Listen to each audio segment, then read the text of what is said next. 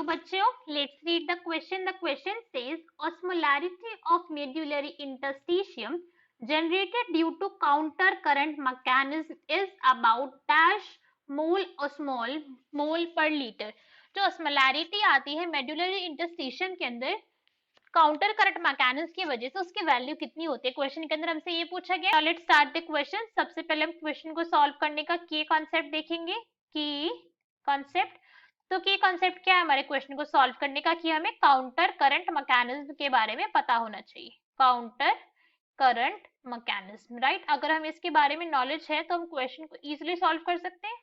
अगर हम counter current mechanism की बात करें तो ये क्या है, एक मेथड है. मैकेनिज्म है ये तो पता चल रहा है भाई वर्ड से. इसके अंदर क्या होता है, यूरिन को कॉन्सेंट्रेट करा जाता है. Urine become concentrated.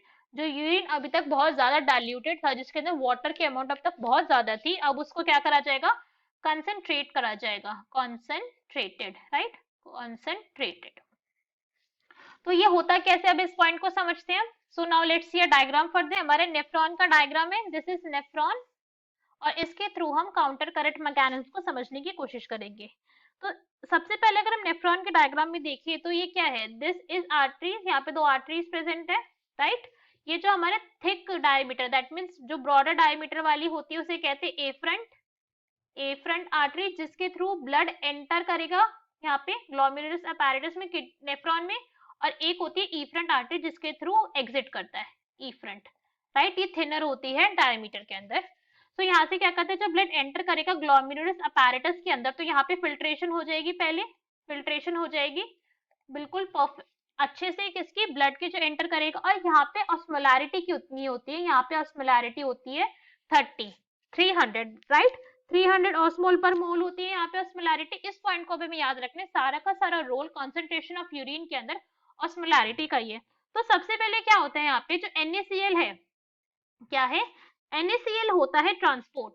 NaCl का होगा transport. NaCl is transported. Transport होगा. NaCl कहाँ से होगा, असेंडिंग लूप से होगा. Ascending loop, from ascending limb से. हेनले लूप की हम देख ही सकते हैं कि असेंडिंग लिम्ब पे ये ऐसे, ये वाली असेंडिंग है और ये वाली ascending and this one is descending. ये जो नीचे जा रही है ये डिसेंडिंग लूप है और जो दूसरी है ये अप जा रही है, ये असेंडिंग लूप है, राइट. तो असेंडिंग लूप से NaCl का ट्रांसपोर्ट होता है और ये कहाँ पर होता है, to descending loop. Ascending loop से डिसेंडिंग लूप की तरफ जाता है, ये डिसेंडिंग लूप में जाता है, ये लूप ऑफ वासा रेक्टा. सबसे पहले ये होगा वासा रेक्टा. अब जब NaCl यहाँ पे जाता है उसके बाद क्या होता है, असेंडिंग लूप ऑफ वासा रेक्टा है, इंटर NaCl को क्या कर देती है, टिश्यूज के अंदर, इंटरस्टिशियम टिश्यू के अंदर उसको ट्रांसपोर्ट करवा देती है. हम ये देख ही सकते हैं कि ऐसे गया और यहाँ पे प्रेजेंट हो गया इंटरस्टिशियम फ्लूइड के अंदर. ये सारा का सारा ये क्या है, इंटरस्टिशियम फ्लूइड. इंटरस्टिशियम फ्लूइड है, यहाँ पे इसका ट्रांसपोर्ट हो गया वासा रेक्टा की वजह से. और ये किस लिए हुआ है, बिकॉज यहाँ पे बहुत सडन चेंज आता है ऑस्मोलैरिटी का. जो पहले 300 थी अभी 1200 के आसपास है. तो इतनी ज्यादा चेंज की वजह से क्या आता है, एकदम से इंटरस्टिशियम फ्लूइड के अंदर इसका ट्रांसपोर्ट हो जाता है बैग में, राइट.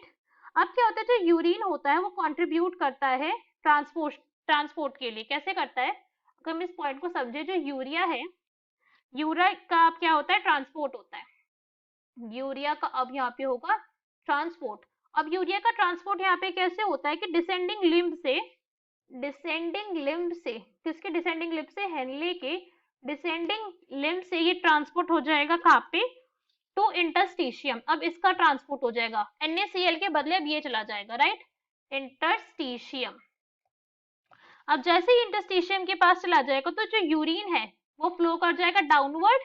कहाँ चला जाएगा, urine will flow downward. Urine का फ्लो हो जाएगा डाउनवर्ड डायरेक्शन के अंदर, डाउनवर्ड चला जाएगा. कहाँ पे चला जाएगा, कलेक्टिंग डक्ट के अंदर. ये क्या है, कलेक्टिंग डक्ट है. This is collecting duct. हम देख ही सकते हैं इसे, कलेक्टिंग डक्ट के अंदर चला जाएगा ये सारा का सारा जितना भी यूरिन फॉर्म हुआ है. और वहां पे इनकाउंटर करता है क्या, ये एकदम से चेंज आता है यहाँ पे ऑस्मोलैरिटी का. देख सकते हैं कि 1200 है और एकदम से यहाँ पे क्या हुआ, इतना ज्यादा डिफरेंस है यहाँ पे ऑस्मोलैरिटी का, राइट. डिफरेंस आता है यहाँ पे ऑस्मोलैरिटी का, डिफरेंस इन ऑस्मोलैरिटी. इतना ज्यादा डिफरेंस की वजह से क्या होता है, सारा का सारा ऑस्मोसिस के थ्रू वाटर का लॉस हो जाता है. क्या हो जाता है, ऑस्मोसिस के through, due to osmosis water is lost, water हो जाता है लॉस, और वाटर लॉस की वजह से क्या होता है, यूरिन बन जाता है कॉन्सेंट्रेटेड, यूरिन क्या हो जाता है यहाँ पे, कॉन्सेंट्रेटेड हो जाता है। अब इस पॉइंट को हम समझ सकते हैं यहाँ पे क्लियरली डायग्राम के थ्रू देख के कि सबसे पहले ऑस्मोलैरिटी कितनी थी, 300 थी, 300। अब जैसे जैसे इसके अंदर ऑस्मोलैरिटी इंक्रीज करती गई, 350 हुई, 400 हुई, 600 हुई, 800 हुई, 1000 हुई, 12,000 हुई, फिर उसके बाद क्या हुई, ऊपर लिमिट में जाते जाते फिर से ऑस्मोलैरिटी डिक्रीज होने लग गई।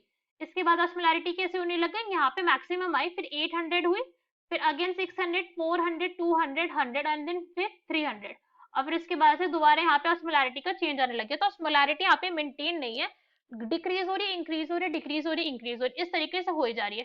तो इस डिक्रीज और इंक्रीज की वजह से क्या होता है कि वाटर का जो, जब हम लास्ट में यूरिया जब पहुंचता है कहाँ पे, कलेक्टिंग डक्ट के अंदर जब फाइनली यूरिया जाता है, तो एकदम से इतना ज्यादा डिफरेंस है, 300 और 1200 है, तो बहुत ज्यादा है। तो जब ये डिफरेंस आता है, तो जितना भी यहाँ पे वाटर प्रेजेंट था, वाटर सारा का सारा क्या हो जाता है, बाहर आ जाता है यूरिन से, सारा का सारा वाटर हम दे सकते हैं, सारा का सारा इंटरस्टिशियम के अंदर आ गया, इंटरस्टिशियम फ्लूइड के अंदर आ गया सारा का सारा वाटर, और बचा यहाँ पे क्या, कलेक्टिंग डक्ट के अंदर बचा बस सारा का सारा यूरिन, तो उसकी वजह से क्या हो गया, यूरिन हो गया, अब कंसंट्रेटेड फॉर्म के अंदर आ गया, राइट। सो अगर हम सब कुछ समराइज करना चाहे तो हम क्या कह सकते हैं कि मेड्यूला के अंदर डिफरेंट ऑस्मोलैरिटी प्रेजेंट है, और इंटरस्टिशियम के अंदर अलग ऑस्मोलैरिटी प्रेजेंट है, राइट। इंटरस्टिशियम कॉर्टेक्स के अंदर, दोनों एरिया के अंदर different type of osmolarity present है, कॉर्टेक्स।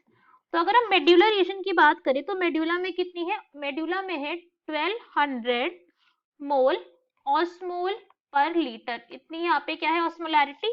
और इंटरस्टिशियम में कितनी है, इंटरस्टिशियम में है 300 मोल पर ऑस्मोल पर लीटर ऑस्मोलैरिटी, राइट, इतनी है। तो क्वेश्चन के अंदर हमसे किसकी पूछी गई थी, क्वेश्चन के अंदर हमसे पूछी गई थी इंटरस्टिशियम की, so our correct answer will be B, that is 300. Hope you understood it well. Best of luck. Thank you.